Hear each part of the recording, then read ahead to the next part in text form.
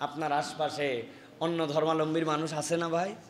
ওর দাদাকেও চিনতাম, ওর বাপকেও চিনতাম, ওর ছেলেকেও চিনি, 3 প্রজন্ম তো আমি চিনি, আপনারা চেনেন। আজ পর্যন্ত ঈমান নসিব হয় নাই। আর আমি তার পাশের বাড়ির লোক, মায়ের পেটের থেকে ঈমান নিয়ে আসছি। আমার সন্তানটাও অনেক কিছু না থাকলেও অন্তত মুসলিম, মুমিন। মুমিন জীবনে এর থেকে বড় নিয়ামত আর কিছুই হতে পারে না। সুবহানাল্লাহ। আল্লাহকে বলতে হবে, আল্লাহ তুমি যে আমাকে ঈমান দিয়েছো, ওই ঈমানের কৃতজ্ঞতা আদায় করার তৌফিক দাও। সুলাইমান আলাইহিস সালাম আল্লাহর কাছে এটা বলেছেন। এরপরে বলতেছেন, আল্লাহ কেবল এইটুকুই নয়, তোমার কৃতজ্ঞতা আদায় করেই শেষ নয়। ওয়ান আমালা সালিহান তারদাহ, তুমি যে আমলে খুশি হও এরকম আমল করার যোগ্যতাও কিন্তু আমাকে দিতে হবে। আমল অনেক করি আমি, কিন্তু তুমি খুশি কিনা জানি না। আল্লাহ তুমি রাজি খুশি হও এরকম আমল করার যোগ্যতা আমাকে দাও। আর সাথে সাথে বলছেন, ওয়াদখিলনি বিরহমাতিকা ফি ইবাদিকাস সালিহিন।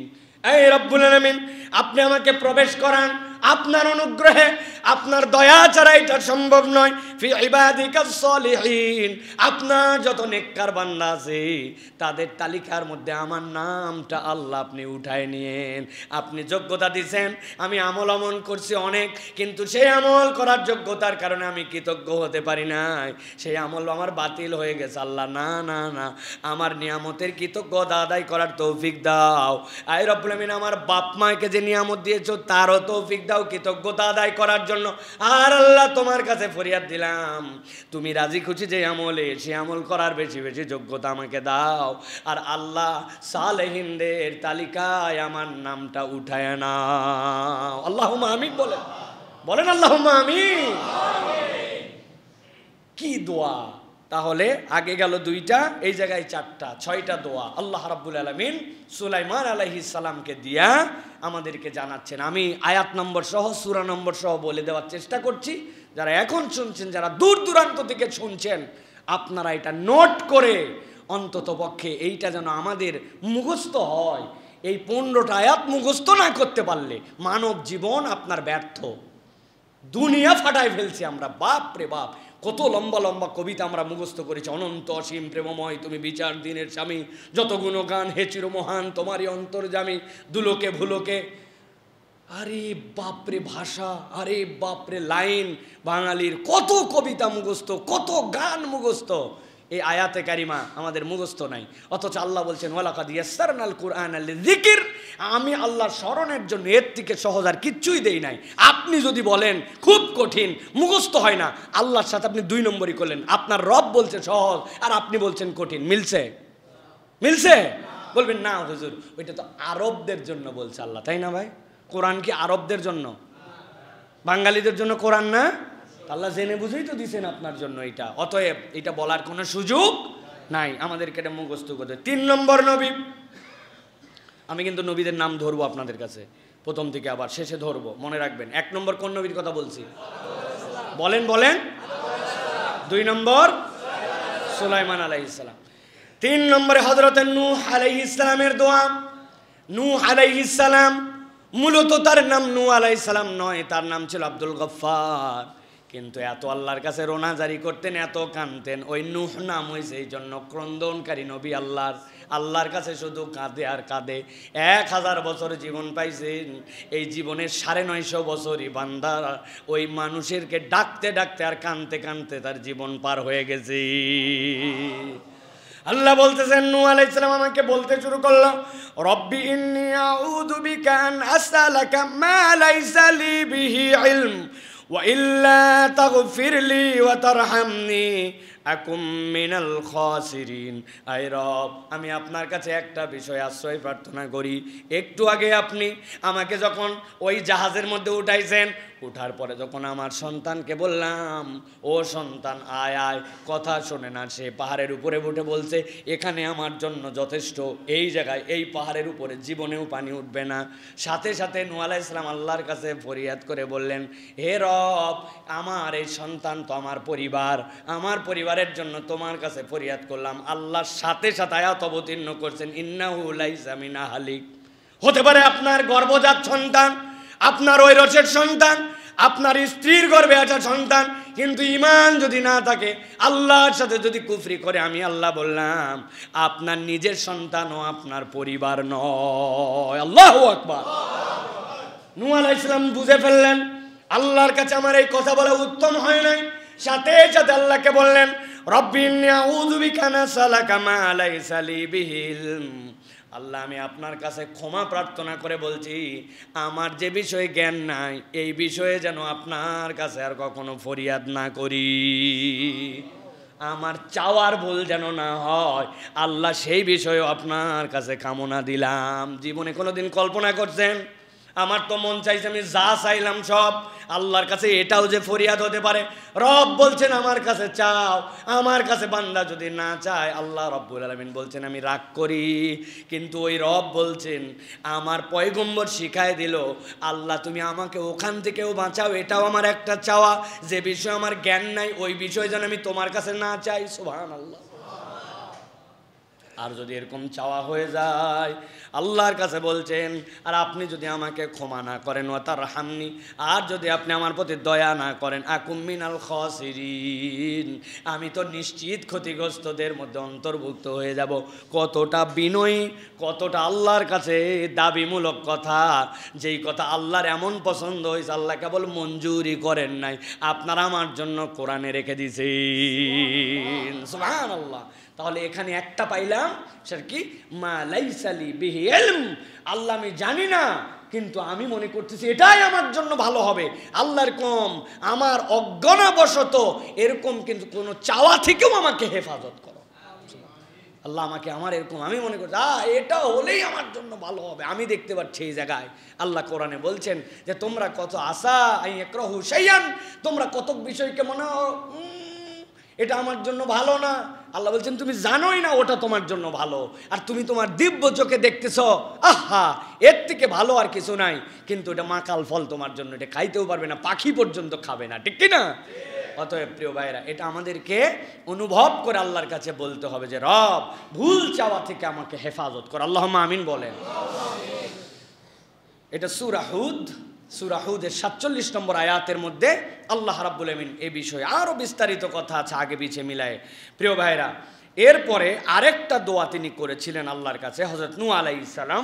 তার দোয়া ছিল রব্বিনসুরনি বিমা কাযাবুন, আল্লাহ আপনি আমাকে ওইখান থেকে হেফাজত করেন যে বিষয়ে তারা আমাকে মিথ্যা প্রতিপন্ন করে, যারা মিথ্যা মামলায় ফেসে গেছেন, অযথায় মানুষ আপনাকে তহমত দেয়। আল্লাহ রাব্বুল আমিন পয়গম্বরের মাধ্যমে শিখাচ্ছেন আল্লাহর কাছে ফরিয়াদ দাও, এই রব্বুল আলামিন যারা আমাকে মিথ্যা প্রতিপন্ন করতে চায় তাদের থেকে আপনি হেফাজত করেন। আল্লাহর আশ্রয় আমি গেলাম। আল্লাহ রাব্বুল আলামিন এই বান্দা, যেই বান্দা আল্লাহকে তার সাক্ষী মানে, আল্লাহ রাব্বুল আলামিনকে সে একমাত্র উকিল মানে, আল্লাহ রাব্বুল আলামিনকে বলে হাসবুনাল্লাহু নি'মাল মাওলা ওয়া নি'মাল ওয়াকিল, আর এই দোয়া করে রব্বিনসুরনি বিমা কাযাবুন, আল্লাহ আমি কেবল বাঁচতেই চাই না, ওদের মিথ্যা প্রতিপন্ন যে আমাকে করছে ওর বিপক্ষে আমি যেন বিজয়ী হয়, এটার জন্য তুমি আমাকে সাহায্য করো। আল্লাহ রাব্বুল আলামিন তাকে সাহায্য করবেন। সুবহানাল্লাহ। 1000 বছরে 40 জন, কোনো লোকই নাই। আবার কিস্তি যখন বানিয়েছেন কত ধরনের উল্টাপাল্টা কথা বলে, আরে পাগল ছাগল, হ্যাঁ কত কথা বলছে, উল্টাপাল্টা আচরণ করছে। উনি একটুকু আমলে নেন নাই। যেই দিন কিস্তি ভাসাইছেন ওই দিন ওই 40 জনকে আল্লাহ এমন বিজয় দিছিলেন, ওই 40 জনের বংশধর আমরা। হাম সাম ইয়াফির, তার যে 3 সন্তান, 3 দিকে আমরা যে বলি দাবির, আসলে তো ইয়াফির থেকে আমরা আসছি, এটার নাম দিছে ভারতীয় এই সাবকন্টিনেন্টে আমরা দ্রাবিড় বংশোদ্ভূত।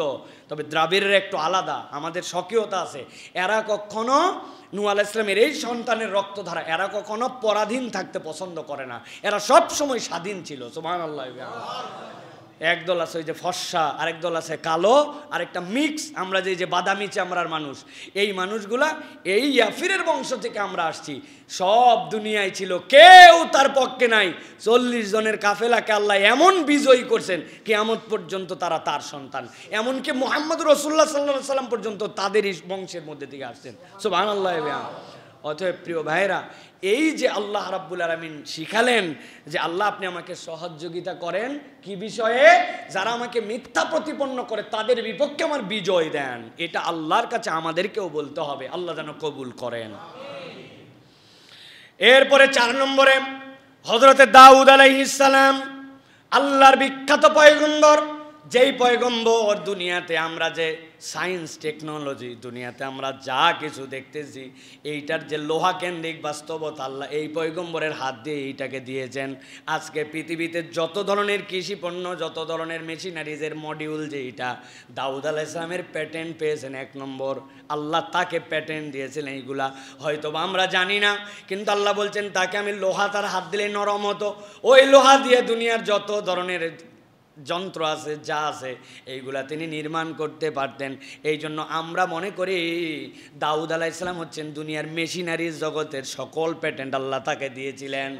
রব্বুল আমিন তাকে এমন ধরনের পছন্দনীয় পয়গম্বর বানিয়েছিলেন, আল্লাহ তার কণ্ঠকে এমনভাবে নির্মাণ করেছিলেন, কেবলমাত্র দুনিয়ার মানুষ নয়, ওই মাছ, পশু, পাখি, গাছপালা সবগুলো তার মুখে আল্লাহর কালাম শোনার জন্য উদ্গ্রীব হয়ে থাকতো। উদ্গ্রীবতা ছিল তাদের মধ্যে। হযরত দাউদ আলাইহিস সালাম আল্লাহর কাছে দোয়া করতেছেন, রব্বানা আফরিগ আলাইনা সবরান ওয়া যাব্বিত আকদামানা ওয়ানসুরনা আলাল কওমিল কাফিরিন।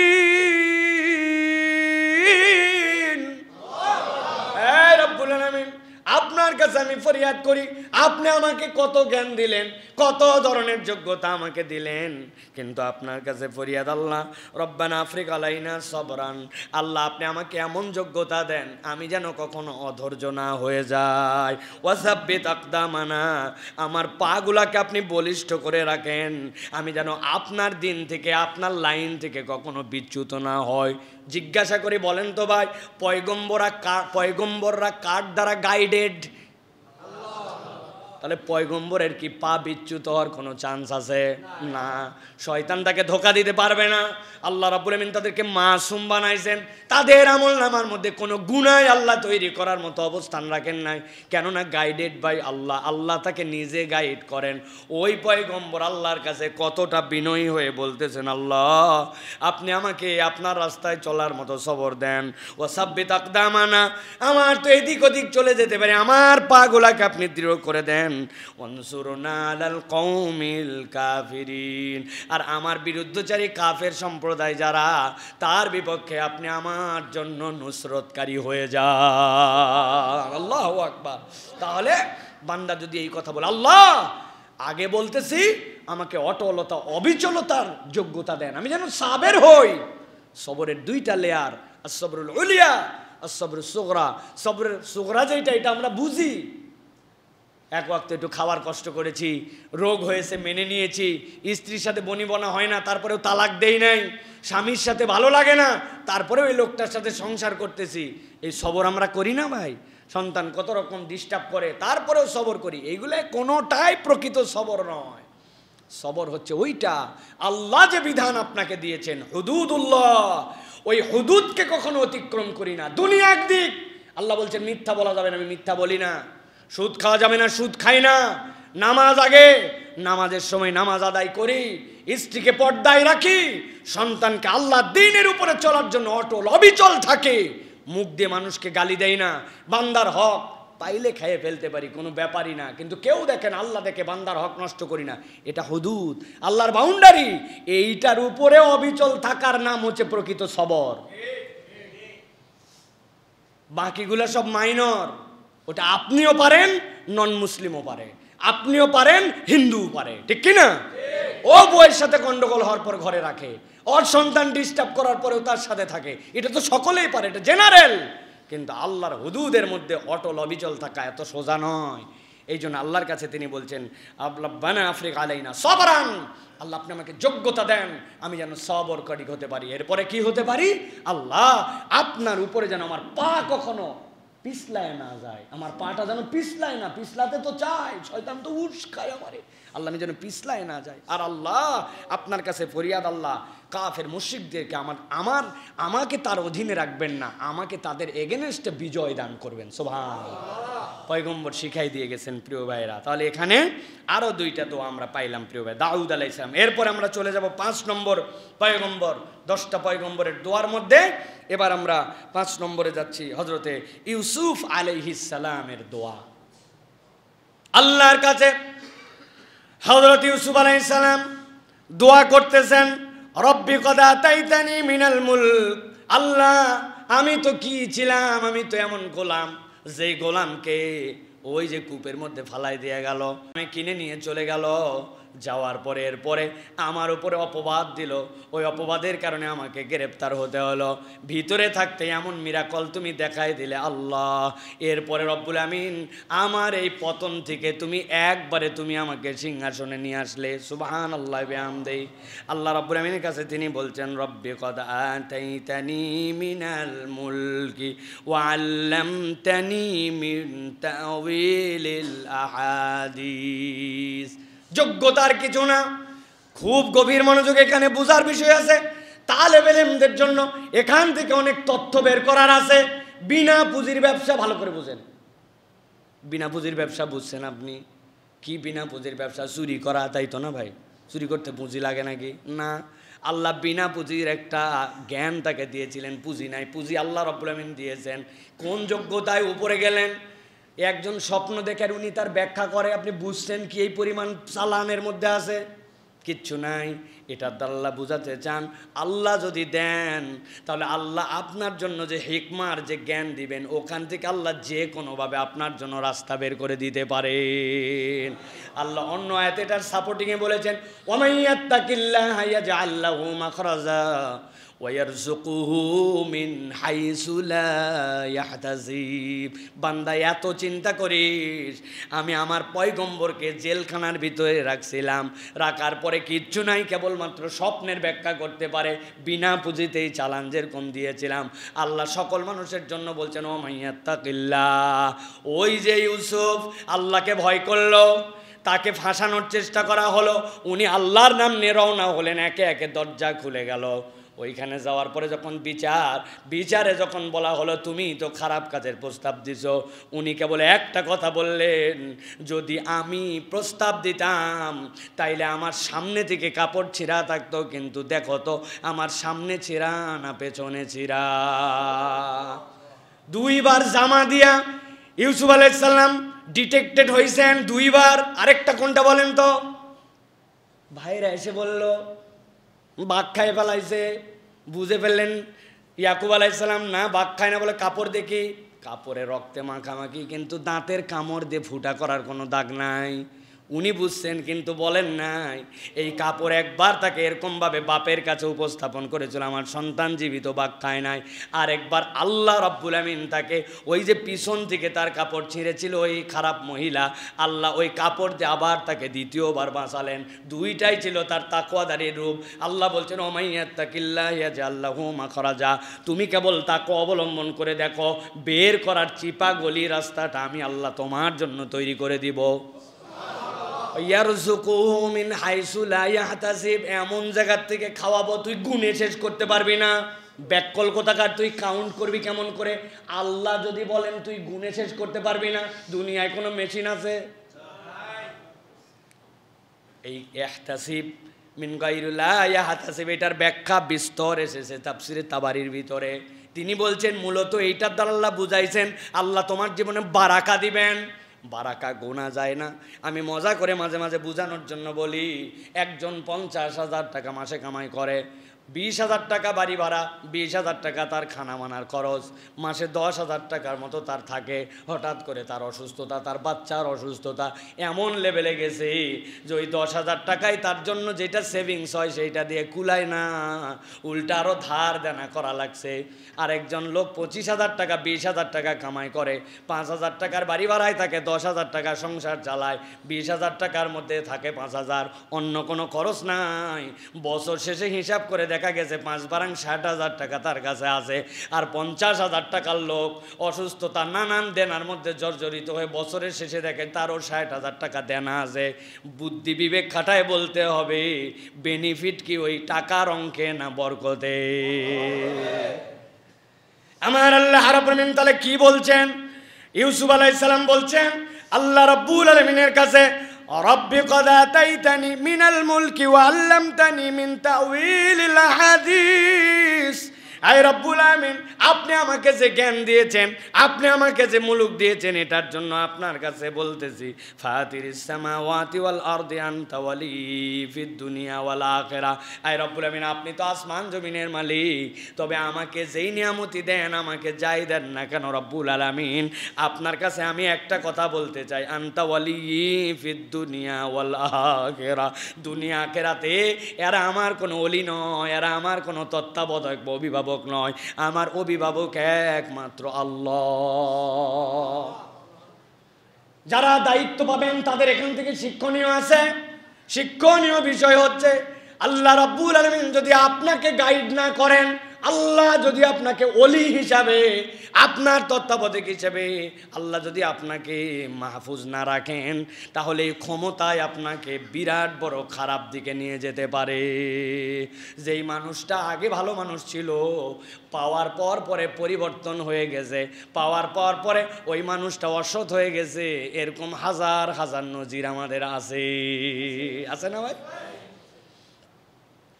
হযরত ইউসুফ আলাইহিস সালাম আল্লাহর কাছে এরপরে বলছেন শেষ কথা, তাওয়াফানি মুসলিমান ওয়া আলহিকনি বিস-সালিহিন। এই রব্বুল আমিন, দুনিয়ায় আপনি আমাকে যাই দেন না কেন আল্লাহ, আপনার কাছে আমার একটা ফরিয়াদ, তাওয়াফানি মুসলিমা, আমাকে আপনি মুসলিম হিসাবে মৃত্যু দিয়েন, ওয়াল হেকনি বিস-সালিহিন, নেককারদের দপ্তরে আমার নামটা লিখে নিয়েন। মানুষের প্রকৃত সফলতা হচ্ছে আল্লাহ যদি আপনাকে ঈমানের উপরে মৃত্যু দেন আর নেককারদের মধ্যে অন্তর্ভুক্ত করেন, দুনিয়া পাইলো কি না পাইলো এইটা আল্লাহর কাছে ম্যাটার করে না, ঠিক কি না? কিন্তু আমরা তো উল্টা দোয়া করি, ভাই আখেরাতে যা হয় দেখা যাবে, আপাতত দুনিয়াটা নিয়ে হালাই, ঠিক না ভাই? আহা, এই চিন্তা এই চেতনা না থাকলে মানুষ মানুষের সাথে এত অন্যায় করতে পারে? হ্যাঁ, মানুষের অনুশোচনা বোধ আসবে না। আমি ভুল করলে যে আমাদের একটা অনুশোচনা লাগবে না ভাই, কতদিন কোনো অনুশোচনা নাই আমাদের মধ্যে কোনো ধরনের ফিলিংসই নাই যে আমি একটা ভুল করছি। ভুল করার পর আবার গোয়ার্তামি করে না ভাই, ভুল করার পর গোয়ার্তামি করে না, ভুলের উপর আবার দলিল দেয় প্রিয় ভাইয়েরা। সুতরাং এই জিনিসটা বড় ভয়ঙ্কর। অথচ পয়গম্বররা বলছেন আল্লাহ আপনি আমাকে যা দিছেন আল্লাহ, তাওয়াফানি মুসলিম ওয়াল হিকনা বিস-সালিহিন, আল্লাহ আপনি আমাকে ঈমানের উপরে মৃত্যু দিয়েন আল্লাহ। আর পয়গম্বর বলতেছে আপনি আমাকে নেককারদের মধ্যে অন্তর্ভুক্ত করেন। কি বিনয়, কিভাবে আল্লাহর কাছে চাইছেন পয়গম্বর। উনি নেককার না হলে তো পয়গম্বরই হবে না। আল্লাহ একজন অসৎ মানুষকেও, পয়গম্বর তো দূরের কথা, মাফ করুক আল্লাহ, এই কথা বলাই উচিত না, এই সততার মানদণ্ডে উন্নীত বলেই তারা পয়গম্বর। ভালো করে মনে রাখবেন, পৃথিবীতে দুইটা যোগ্যতা না থাকলে আল্লাহ আপনাকে নেতৃত্ব দিবে না। দুইটা যোগ্যতা লাগবে আপনার মধ্যে, একটা হচ্ছে আপনি আমানতদার, আর 2 নম্বর হচ্ছে আপনি সৎ। বলছি কি বলেন? আমানতদার আর সৎ। নামাজ পড়ে কিন্তু আমানত নাই, নামাজ পড়ে কিন্তু সৎ না, আছে না ভাই? হজ করে হাজী সাহেব, রমজান মাসে এতেকাফ করে মক্কা শরীফ, কিন্তু আসার পরে ঘুষ খায়, দুর্নীতি করে, কন্ট্রাক্টারিতে সরকারকে ফাঁকি দেয়, রাস্তাঘাটে ফাঁকি দেয়, যেখানে সুযোগ পায় সেখানে 2 নম্বর করে, হজ করে, আছে না? আছে না? রোজা রাখে, একটা রোজা মিস করে না, সোম বৃহস্পতি ছাড়ে না, আইয়ামে 20 বাদ দেয় না। কিন্তু বাপ মা যখন সম্পদটা বন্টনের দায়িত্ব দিছিল, বোনরে ফাঁকি দিছে, ভাইরে ফাঁকি দিছে, খারাপ জমিটা বোনেরকে পাঠাইছে, ভালো জমিটা উনারটা রাখছে, ভিটারটা উনি খায়, নালেরটা বোনরে দেয়। নাই না, এরকম লোক নাই না? ভালো করে মনে রাখবেন, আপনার নামাজ কালাম সব লাগবে, কিন্তু আপনার আমানতদারিতার সৎ না হলে আল্লাহ জীবনেও নেতৃত্ব দিবে না, আপনাকে নেতৃত্বের আসনে আল্লাহ রাব্বুল আমিন আনবেন না। এই দুটো হচ্ছে বড় যোগ্যতা। অতএব মানুষকে ইসলাম বুঝাতে, শরিয়া বুঝাতে এই দুইটা দিকের ক্ষেত্রে আমাদেরকে সবচেয়ে বেশি অগ্রগামী হতে হবে।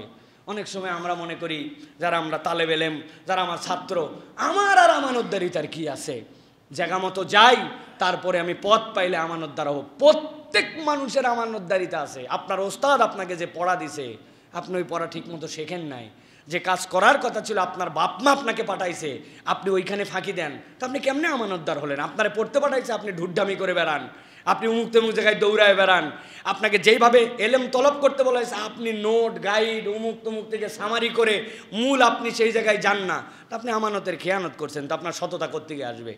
প্রত্যেকটা জায়গায় আহা কত সালাফরা বিয়ে করেন নাই কেন? বলছে আল্লাহ রাব্বুল আলামিন বলেছেন তোমরা বিয়ে করো 2, 3, 4, তবে তোমরা যদি না পারো আদালত কায়েম করতে ওয়াকসিতু, আল্লাহ বলছেন তুমি এই জায়গায় আদালত কায়েম করো, যদি না পারো তাহলে ফাওয়াহিদা, একটাই তোমার জন্য যথেষ্ট, ওইগুলো অপশনাল।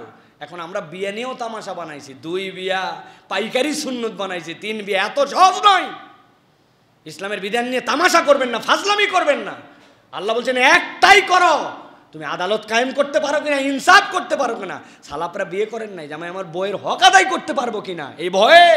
এরকম ইতিহাস আছে আমাদের সালাফদের মধ্যে, যদিও বিয়ে করা সুন্নাহ, এটা অতি তাকওয়াদার হওয়া যাবে না। নবী করিম সাল্লাল্লাহু আলাইহি ওয়াসাল্লাম দেখাই দিয়েছেন নিকাহ মিন সুন্নতি, নবী বলছেন বিয়ে করা আমার সুন্নাত, আর যে আমার সুন্নাতকে অস্বীকার করবে ওয়ান রাগিবা আন সুন্নতি ফালাইসা মিন্নি, আমার সুন্নাতকে যদি বলে না না না বিয়ে করলে অত মুত্তাকি হওয়া যায় না, তাহলে আপনি নবীর উপরে মানে আপনার চিন্তা ফলালেন, এটা উত্তম নয়। কিন্তু সালাফরা তাদের ইস্তেহাদের জায়গা কোরআনের এই জায়গা আনছেন যে স্ত্রীর সাথে আমি আদালত কায়েম করতে পারি কিনা। দুনিয়ার কাছে বিরাট বড় বীর পুরুষ, দুনিয়ার লোক ওনারে হেভি, বাপরে এরকম ভাই হয় না, এরকম বন্ধুই হয় না, এরকম কলিগই হয় না, কিন্তু বউয়ের কাছে ওনার সার্টিফিকেট 0। ওখানে খারাপ ব্যবহার করে, ওখানে খারাপ কথা বলে, ওখানে কটু কথা বলে, তার হক আদায় করে না, আছে না ভাই? বাহিরে যাওয়ার পরে ভাবি ভাবি ভাবি, ওরে বাপ রে বাপ, পাগল সবাই, এরকম ভাবি হয় না। কিন্তু উনি উনার স্বামীর সাথে নবী যে তরিকায় কথা বলছে ওরকম করে কথা বলে না, তুই তুকারি করে, খারাপ ব্যবহার করে, স্বামীকে গণে না। ওই মহিলার উপর আল্লাহর পক্ষ থেকে সর্বদা লানত আসে, হক এইটা।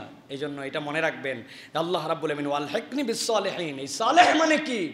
আল্লাহ তুমি আমাকে আমানতদারের মধ্যে অন্তর্ভুক্ত করো, আল্লাহ তুমি আমাকে সততার মধ্যে অন্তর্ভুক্ত করো। আপনি আপনার জীবনে শপথ নেন, আজকের থেকে আমি সৎ হয়ে চলার চেষ্টা করব, মিথ্যা আমার মুখে আসবে না, আর আমি আমানতদার হব। আপনার আমার জীবন দোয়া করা লাগবে না, অটোমেটিক লাইনে উঠে যাবে, অটোমেটিক। 7 দিন মিথ্যার আমল বাদ দিয়ে দেখেন কি হয়। ইতস্তত লাগবে, অনেক জায়গায় বিব্রত হয়ে যাবেন, লজ্জিত হতে হবে। 7 দিন পরে ইউজ টু হয়ে যাবেন, আপনার জীবন বরকতে ভরপুর হয়ে যাবে। এই মুখের মিথ্যাই সব শেষ। হলার আছে না, হলার চিনেন? ঝাল ভাঙায়, হলুদ ভাঙায়, দেখছেন আপনারা? এখন যেই মেশিনে ঝাল ভাঙায়, ওখানে শুকনা মরিচ দিয়ে ঝাল ভাঙানোর পরে একজন 1 কেজি নিয়ে গেছে, পুরোটা বের করে দিছে। এরপরে একজন নিয়ে গেছে আটা নিয়ে গেছে, চাল নিয়ে গেছে, কি বানাবে? আটা। ওই হলারের মধ্যেই দিয়ে দিছে। বুঝে থাকলে বলেন তো ভাই, ওইটা যদি দেয় ঝাল, ঝাল তো আর নাই, দিছি সব চাল, কিন্তু ওর সাথে কিছু ঝাল ঝাল বেরোবে কিনা ভাই? এই মুখ, মিথ্যা, বাজে কথা, গালি, গীবত, শিকায়েত, তহমত, এর একটা দুর্গন্ধ আছে। এই দুর্গন্ধ, একটু আগে একজনের গীবত করছি যে বলা ঠিক না, না বলেও পারি না, আল্লাহ মাফ করুক, লোকটা আসলেও খারাপ, কি টেকনিকে বাঁশ দিছে বুঝছেন না? কথা বলাটা উচিত না, না বলেও পারি না, আল্লাহ মাফ করুক। সত্যি ওনার সমস্যা আছে, আরে বীর পুরুষ, আল্লাহরেও ভূগোল দেখাইছে। এখন ওই মুখ দিয়ে খানিকক্ষণ পরে বলতেছে আল্লাহ তাওয়াফানি মুসলিমা ওয়াল হিকনি বিস সালিহিন। তাহলে ওই যে গন্ধ, ওই গন্ধের সাথে ঝাল ছিল না, আটার সাথে প্রথম দিকে কিছু ঝাল বেরোবে, এই জন্য এটা খাইতে ভাল লাগে না। এই জন্য আমাদের অধিকাংশ দোয়ায় মুখের কবুল হয় না, দুর্গন্ধ আছে এই মুখ দিয়ে, প্রিয় ভাইরা। অতএব এই সালেহ মানে প্রথম হচ্ছে আপনার মুখকে হেফাজত করতে হবে। 2 নম্বর আপনার চোখ। যার চোখ মুখ লজ্জাস্থান ঠিক, সে দুনিয়াতে নবী কর্তৃক ঘোষিত। নবী বলছেন আগে আমি হাত ধরে, মনে করিস না আমি জান্নাতে আগে ঢুকে তারপরে টেনে নিয়ে যাবো, তোর হাত দিয়ে আগে ঠেলে তোকে ঢুকাবো, তারপরে আমি ঢুকবো। সুবহানাল্লাহ বাড়ির যায় বলেন। নবী করিম সাল্লাল্লাহু আলাইহি সাল্লাম এইভাবে বলেছেন। প্রিয় ভাইয়েরা, তাহলে ইউসুফ আলাইহিস সালামের দোয়া গেল। এবার হযরতে ঈসা আলাইহিস সালাম, সংক্ষেপে বলি। হযরত ঈসা আলাইহিস সালাম আল্লাহর বড় মহব্বতের সৃষ্টি, আল্লাহ রাব্বুল আমিনের বড় প্রিয়, আল্লাহ রাব্বুল আমিন এমন পয়গম্বর যেই পয়গম্বরের পিতা ছাড়া আল্লাহ দুনিয়াতে দিয়েছেন। আল্লাহ কোরআনে বলেছেন আমার কাছে ঈসা হচ্ছে আদমের মতো। আদম যেরকম বাতিনভাবে দুনিয়ায় এসেছে, আল্লাহ ঈসা আলাইহিস সালামকেও দ্বিতীয় আদমের মতো দুনিয়ায় দিয়েছেন। সুবহানাল্লাহ বিহামদি।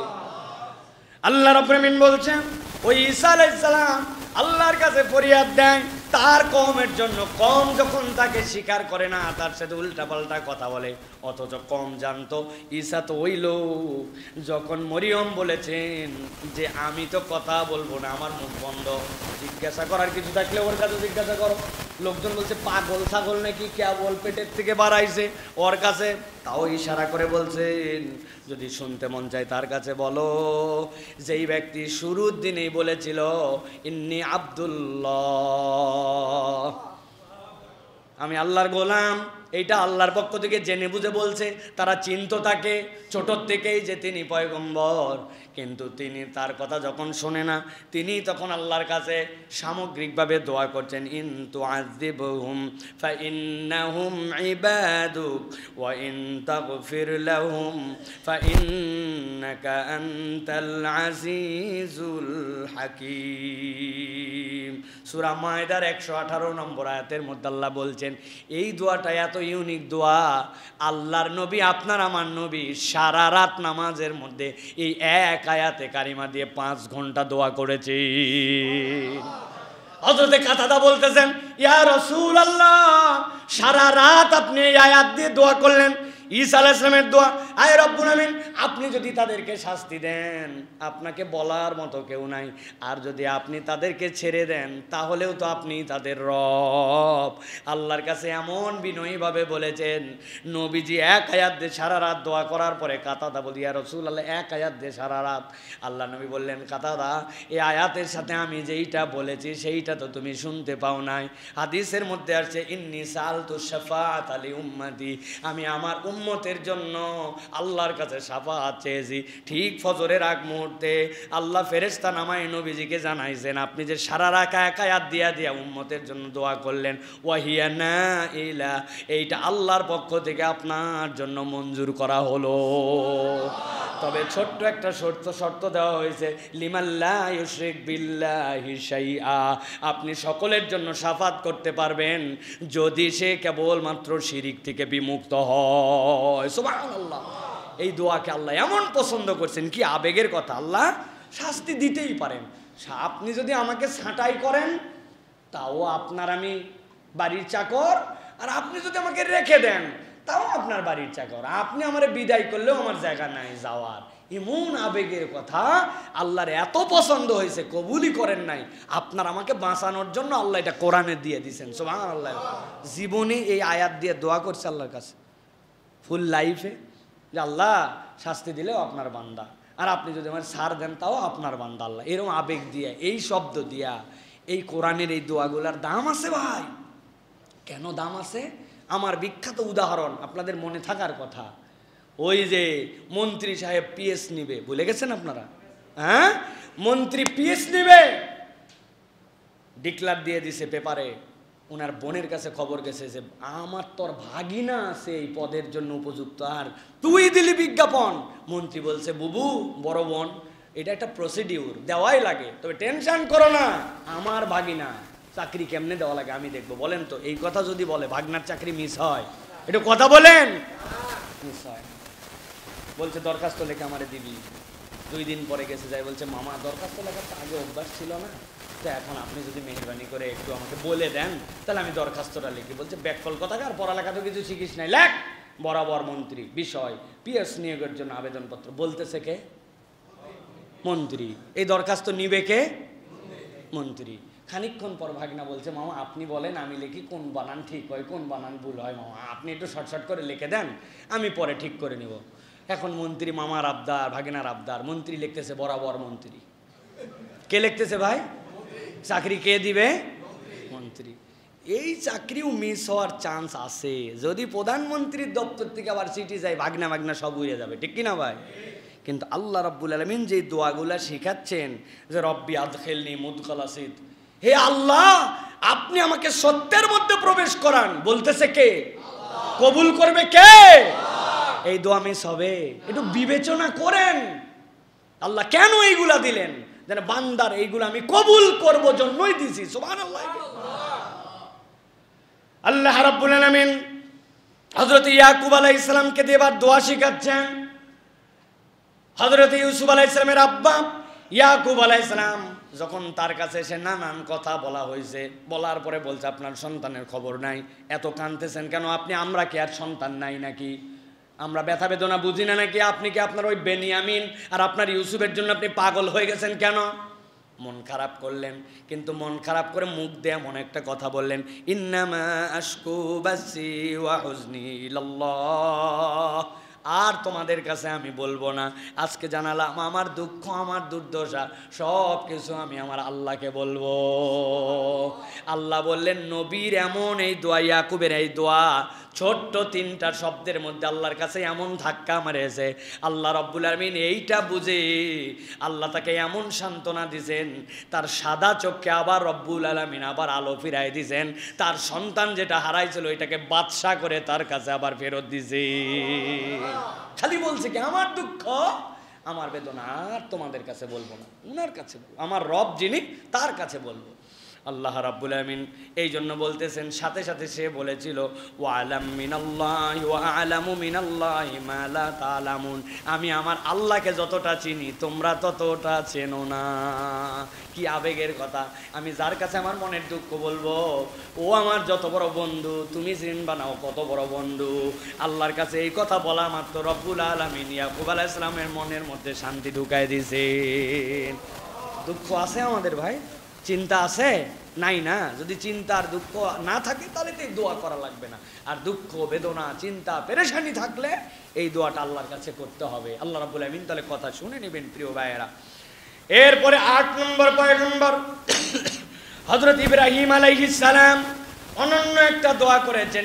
যেহেতু তিনি মুসলিম মিল্লাতের পিতা ছিলেন, তার দোয়ার অ্যাঙ্গেলটা অনেক বড় ছিল।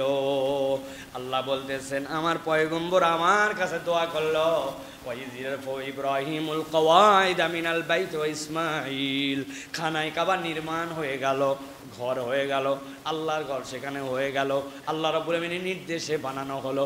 কিন্তু আল্লাহ এই কথা পয়গম্বরকে বলেন না। এবার পয়গম্বর বলতেছেন আল্লাহর কাছে, রব্বি জাআল হাযাল বালাদা আমিনাও ওয়াজনুবনি ওয়া বানিয়া আন না'বুদাল আসনাম। এই রব তোমার কাছে একটা ফরিয়াদ দিলাম, এই রব্বুল আলামিন তুমি মেহেরবানি করে এই ভূখণ্ডে এই জনপদকে নিরাপদ বানায় দাও। সুবহানাল্লাহ। মাথায় কাজ করবে না। যেখানে বাঘ এসে মানুষকে খেয়ে ফেলে, যেই জায়গাতে যাবতীয় শিকার করার মতো এলিমেন্টস থাকে, বুঝেন নাই? বলেন তো ইহরাম অবস্থায় শিকার করা যাবে না যাবে না? আপনি মুহরিম ব্যাখ্যা করতেছি না, বুঝান স্বীকার করা যাবে না যাবে না? আচ্ছা আপনি মুহরিম হওয়ার পরে টোকিওতে যান, সিঙ্গাপুর, আপনি মুহরিম হওয়ার পরে কোথায় যান? মক্কায়। বুঝেন, কথা বোঝেন আগে। আপনি মক্কায় যান, আর শিকার করা যাবে না আপনি যখন মুহরিম অবস্থায়। আচ্ছা ওই জায়গায় যদি শিকারের আইটেম না থাকে তো আপনাকে আল্লাহ কেন নিষেধ করলেন? এখন তো যাই দেখি বাপরে বাপ আশপাশে কিচ্ছু নাই, যে সুন্দর 10-15-20 কিলোমিটার পর্যন্ত কোনো পিঁপড়াও খুঁজে পাওয়া যায় না, কিন্তু বিধান আল্লাহ দিয়েছেন মুহরিম অবস্থায় শিকার করা যাবে না। তার মানে এমন ওয়ান্স আপন এ টাইম এমন ছিল ওই জায়গায় যে আপনার ডানে বামে বাঘ ভাল্লুক হরিণ সব ঘোরাফেরা করত। আল্লাহ ওই সময় পয়গম্বরকে দিয়ে দোয়া করেছেন, আল্লাহ রব্বি জাল হাযা বালাদা আমিনা, আল্লাহ আপনি এই জনপদকে নিরাপদ বানায় দেন। আল্লাহ রাব্বুল আমিন ইব্রাহিম আলাইহিস সালামকে দিয়ে দোয়া শিখিয়েছেন, তুমি যেই জনপদেই থাকো না কেন তোমার জনপদের জন্য নিরাপত্তার দোয়া করো। সাথে সাথে আল্লাহ বলতেছেন ওয়াজনুবনি ওয়া বানিয়া আন না'বুদাল আসনাম, আর আল্লাহ আমি তোমার কাছে ফরিয়াদ চাই, তোমার কাছে আশ্রয় চাই, আমার বংশধর আমার সন্তানরা যেন কখনো মূর্তি পূজারী না হয়। আল্লাহ আমার সন্তানের টাকা দিও, আমার সন্তানের শরীর সুস্থ করি, ইজ্জত দিও, সম্মান দিও, অপরের দিকে মুখাপেক্ষি করো না, আমার সন্তানকে হ্যান দিও তেন দিও, জীবনে কোনো দিন বলেন নাই। আল্লাহ আমার উত্তর প্রজন্মে বংশধারা যেদিন হাসরের ময়দানে দাঁড়াবে আমাকে যেন দেখতে না হয় আমি অমুকের দাদা দাদা দাদা ছিলাম, কিন্তু আমার জিন তত্ত্ব বহন করে যে জেনেটিক্যালি আমার পরনাতিতে যে কেউ না কেউ কাফের মুশরিক হয়ে গেছে। আল্লাহ আমার বংশধারা যেন কখনো মূর্তি পূজারি না হয়, এরকম দোয়া আমরা করি না, ঠিক না ভাই?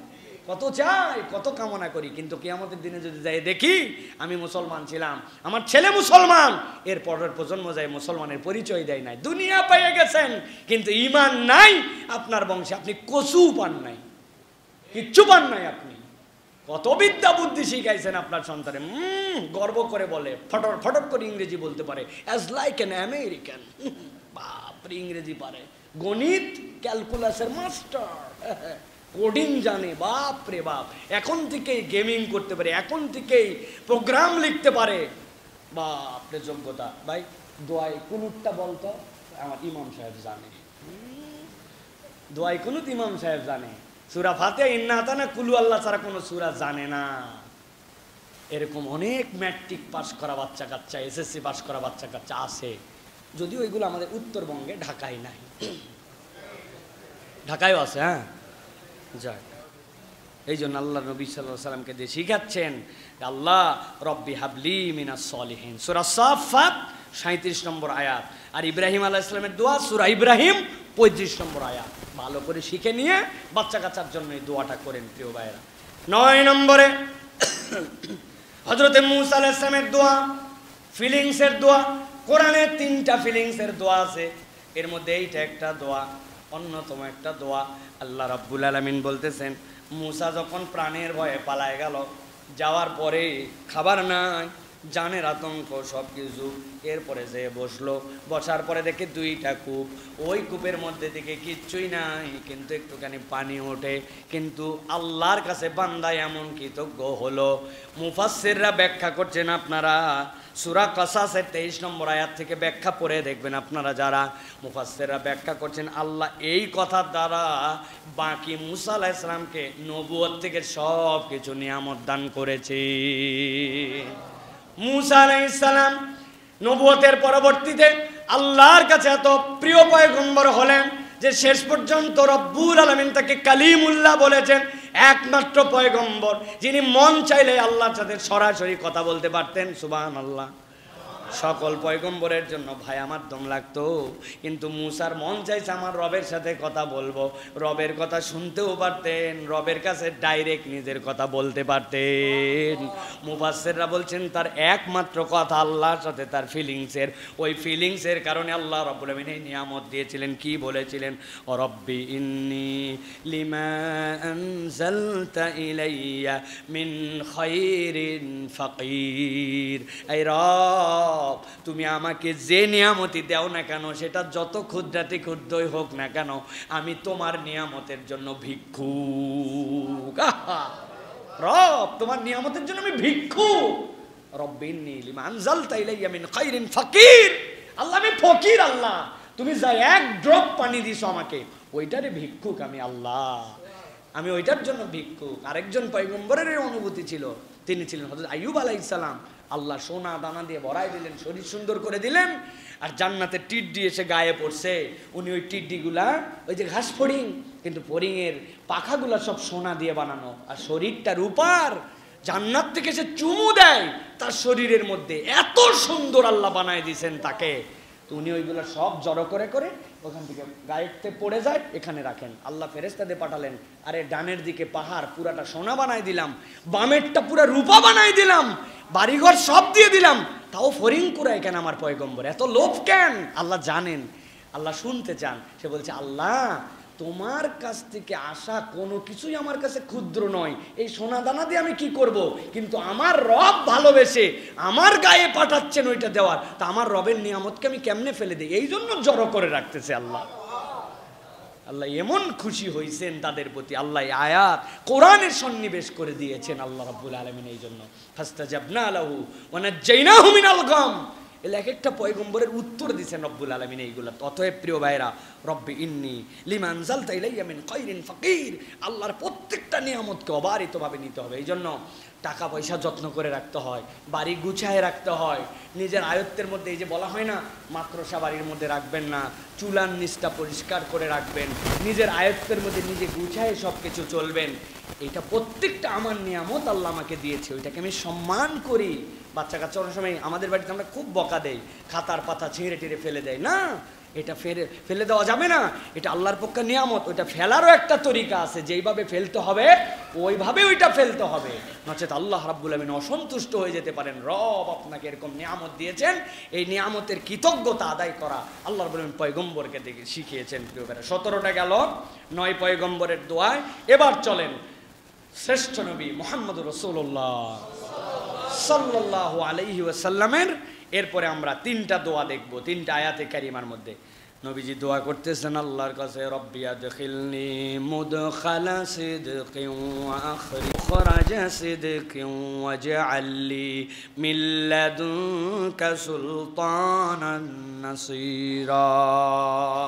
আয় রব্বুল আলামিন, আপনার কাছে ফরিয়াদ করলাম, রব্বি আদখিলনি মুদখালা সিদকিন, আল্লাহ আপনি আমাকে সত্য রূপে প্রবেশ করান, আর আপনি আমাকে সত্য রূপেই বের করেন। আমি যেখানে যাই সততার মানদণ্ড দিয়া সত্য রূপে আমাকে যেখানে ঢুকাবেন, আমি সৎ, আমি হক এর উপরে যেন আমি থাকি। আবার কোনো জায়গার থেকে যদি আপনি আমাকে বের করেও নেন, ওখান থেকেও আপনি সততার সাথে আমাকে রেখে হকের উপরে সেখান থেকে আপনাকে সরায় নেন। এইটার ব্যাখ্যা নবীজি নিজে বলেছেন, দুনিয়ার মানুষ শোনো, কাউকে যদি ভালোবাসতে চাও ওই ভালোবাসাটা আল্লাহর জন্য হবে, আর কাউকে যদি ঘৃণাও করো ঘৃণাটাও আল্লাহর জন্য হবে। ঠিক কি না? ওই যে কি নেতানিয়াহু না, ওর সাথে আমাদের ব্যক্তিগত কোনো রেষারেষি আছে ভাই? আমার বাড়িতে কোনোদিন আক্রমণ করছে, কিন্তু ওরে ঘৃণা করি কেন? আল্লাহর জন্য। ঠিক কি না? আর যাকে পছন্দ করি, মহাব্বত করি, ইয়াহইয়া সিনওয়ার দুনিয়াতে চলে গেছে, জীবনে দেখি নাই, জানি না, কিন্তু তাকে মহাব্বত করি কেন? আমার ইমানের ভাই।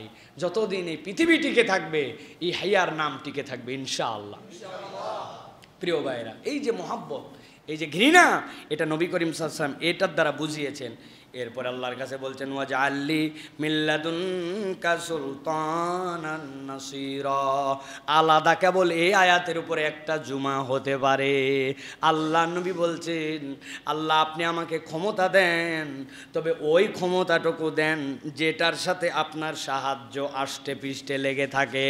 কেননা ক্ষমতার ট্র্যাকে আসার পরে শয়তান আমাকে গাফেল করার চান্স বেশি পায়। আমি ওই ক্ষমতা চাই না যেটার সাথে আপনার সাহায্য নাই, বরং আপনাকে রাষ্ট্র ক্ষমতা দেন, যেই ক্ষমতাই দেন, যেই পাওয়ারে দেন, যেই সম্পত্তি দেন, যেই প্রভাব দেন, যেই বাড়ি দেন, যেই এলেম দেন, যেটা দ্বারা আপনি আমাকে রিচ করলেন ওইটা দিয়ে আপনি সরে যাবেন না, ওইটার সাথে আপনার সাহায্য যেন থাকে, এইটা আপনার কাছে দাবি।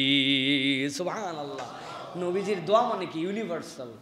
ওইটার মধ্যে বিরাট কিছু ঢুকাই দিয়েছেন নবীজি, বুঝছেন তার উম্মতের কোন জায়গা পর্যন্ত ফাঁক যেন না থাকে, এই জন্য দোয়া করে দিয়েছেন, আল্লাহ ওয়াজআললি মিন লাদুনকা সুলতানান নাসীরা, আমাকে আপনি ক্ষমতা দেন, কিন্তু যেই ক্ষমতায় আপনার সাহায্য নাই ওই ক্ষমতা আমার দরকার নাই, ওই ক্ষমতা আমি নিব না, আপনার সাহায্য সন্নিবেশিত ক্ষমতাটা আমাকে দিবেন।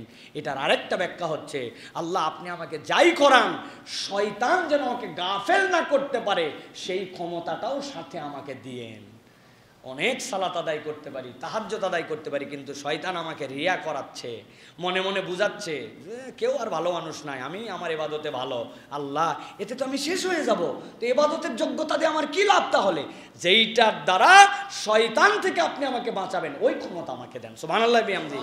বুঝে নিয়েন ভাই, এই আয়াতগুলা পড়বেন, বুঝবেন এবং বোঝার চেষ্টা করবেন। কোরআনের 17 নম্বর সূরা বনি ইসরাইলের 80 নম্বর আয়াত, এই আয়াতে কারিমার মধ্যে আল্লাহ রাব্বুল আলামিন নবীজির এই দোয়াকে উল্লেখ করেছেন।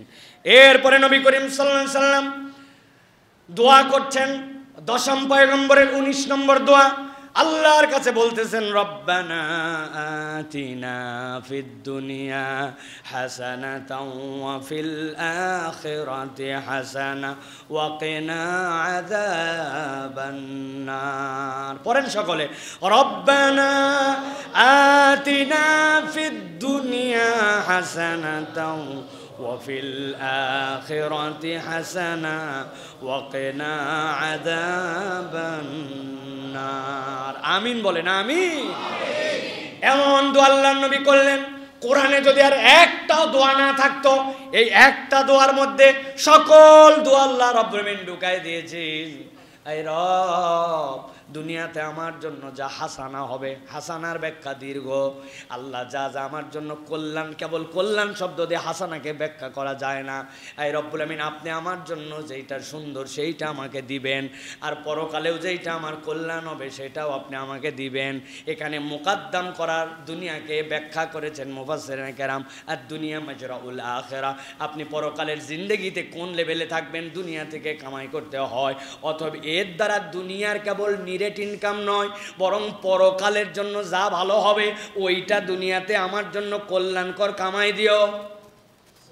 অবৈধ পথে 5,000 কোটি টাকার মালিক হইয়া বিদেশে টাকা পাচার করে দেশকে বাঁশ দিছে, কিন্তু সে তো এখন নাম্বার 1 ধনী সিঙ্গাপুরে। আপনি কি মনে করতেছেন দুনিয়া তার জন্য হাসানা? হ্যাঁ, তাহলে চট্টগ্রামের বিভিন্ন জায়গায় যে ট্রাকে ট্রাকে গরু পাঠাই দিল মা বরার পরে, এগুলো কি হাসানা? এগুলো আরও তার জন্য সাইয়্যা। আল্লাহ বলছেন পরকালে বাঁচার জন্য যেই আমলে দুনিয়ায় আমার তরাক্কি হয়, ওই দুনিয়াটা তুমি আমাকে দান করো। গত জুমার আগের জুমায় বলছি, কারা কারা ভুলে গেছেন হাত তোলেন। আই লাভ ইউ ওয়াটার, মনে আছে? হ্যাঁ, নৌকার মাঝি বলছিল আই লাভ ইউ ওয়াটার, বলছে ব্যাককল কোথাকার, যাকে ভালোবাসো তার সাথে মিলন হওয়া লাগে। বলছে কি করা লাগবে? কই শাবল দিলাম, নৌকার তলা ফুটা করে দে। নৌকার তলা ফুটা করে উনি বসে আছে মাছ তুলে, আর পানি উঠতেছে, বলতেছে আজকে তোমার সাথে আমার মিলন হবে। ওই ওয়াটারকে কেন ভালোবাসো? কই আমার নৌকা ভাসবে কেমনে পানি না থাকলে, মাছ ধরবো কোথায়, সবই তো পানি আমার জীবন। কিন্তু নৌকার তলা ফুটা করার পরে এখন বুঝে থাকলে বলেন তো, ওইটা মিলন হবে না ডুবন হবে? সালাফরা উদাহরণ দিয়েছেন, আমার বানানো উদাহরণ নয়। দুনিয়া লাগবে, তবে আপনার যে অন্তর আছে, অন্তরটা ফুটা করে যেন দুনিয়া ঢুকে না যায়। যদি অন্তর ফুটা করে দুনিয়া ঢোকে, তাহলে দুনিয়াও ডুববে, পরকালও ডুববে।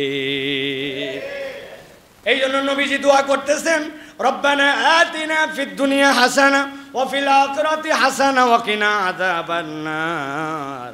আয় রব্বুল আলামিন, পরকাল ভালো করবেন, কিন্তু সাথে সাথে বলে দিলাম পরকালে একটা দাবি আপনার কাছে আছে, আমার যতটুকুই কল্যাণ হোক না হোক, এতটুকু যেন হয় আমাকে পরকালে যেন জাহান্নামে যাওয়া না লাগে।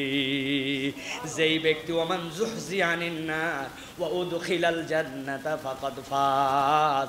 কোনো পণ্ডিতি, কোনো পড়ালেখা, কোনো দাম, কোনো আমল কিচ্ছু যাবে না, কিচ্ছু আসবে না। কিন্তু আল্লাহ বলতেছেন যে কিয়ামতের দিনে ঘোষণা পেয়ে যাবে, জাহান্নাম থেকে মুক্তি দেওয়া হলো আর জান্নাতে যাওয়ার পারমিশন দেওয়া হলো।